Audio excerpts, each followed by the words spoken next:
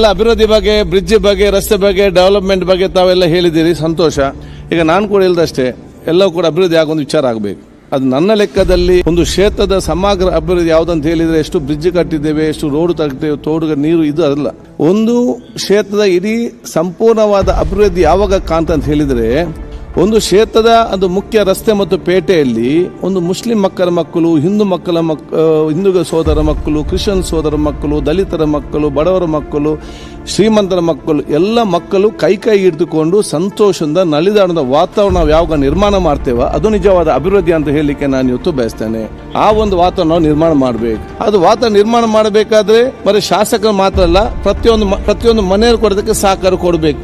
ಸೋದರತೆ ಮತ್ತು ವಿಶ್ವಾಸ ಸಮಾಜ ನಿರ್ಮಾಣ ಮಾಡಲಿಕ್ಕೆ ಶಾಸಕರ ನೇತೃತ್ವವನ್ನು ಅವರವರ ಕ್ಷೇತ್ರದಲ್ಲಿ ಅವರವರು ವಹಿಸಿಕೊಳ್ಬೇಕು. ಪ್ರತಿಯೊಬ್ಬ ಒಂದು ಹೆಜ್ಜೆ ಮುಂದಿಟ್ಟರೆ ಪ್ರತಿಯೊಬ್ಬ 10 ಹೆಜ್ಜೆ ನಮಗೆ ಜೊತೆಗೂಡಿ ಸೌಹಾರ್ದ ಮತ್ತು ವಿಶ್ವಾಸ ಸಮಾಜ ನಿರ್ಮಾಣ ಮಾಡಲಿಕ್ಕೆ ಖಂಡಿತವಾಗಿಯೂ ಬರ್ತಾರೆ.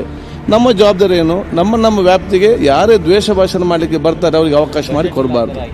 ಯಾವುದೊಂದು ಸಮಸ್ಯೆ ಬಂದಾಗ ನಾವು ಸಮಸ್ಯೆಯನ್ನು ಬಗೆಹರಿಸುವಂಥ ಪ್ರತಿನಿಧಿಗೆ ಆಗಬೇಕು ಹೊರತು ಸಮಸ್ಯೆಯಲ್ಲಿ ಹುಡುಕಿಕೊಂಡು ಸಮಸ್ಯೆ ಸೃಷ್ಟಿಸುವಂಥ ನಮ್ಮಲ್ಲಿ ಇವತ್ತು ವಿಚಾರ ಆಗಬಾರ್ದು. ಇಂತಹ ನಾಯಕತ್ವ ಮುಖಾಂತರ ತಾವು ಹೋದರೆ ಒಂದು ಅತ್ಯುತ್ತಮವಾದ ವಿಶ್ವಾಸಭರಿತವಾದ ಸಮಾಜ, ಅಭಿವೃದ್ಧಿಯ ಕರಾವಳಿ ಪ್ರದೇಶ ಖಂಡಿತ ಬರ್ತಂತ ಹೇಳಿಕೊಂಡು ಎಲ್ಲದಕ್ಕೆ ಸಹಕಾರ ಕೊಡಬೇಕು ಹೇಳಲಿಕ್ಕೆ ನಾನು ಬಯಸಿ